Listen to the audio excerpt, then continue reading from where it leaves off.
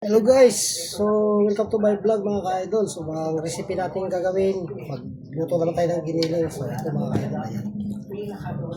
Dilim ay mga ano. So, ayan mga ka-idol. May bawang sibuyas naman na. So, ayan. Lagyan natin ng tatlong itlog mga ka-idol. So, para ano. Ayan. Ayan mga ka-idol. Yan, ating recipe ngayon, giniling na baboy.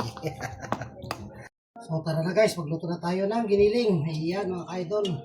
Maglagay na tayo ng mantika. Ayan. Ito na yung ating giniling mga ka-idol. So maglagay na tayo.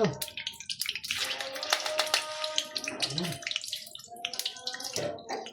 Ayan.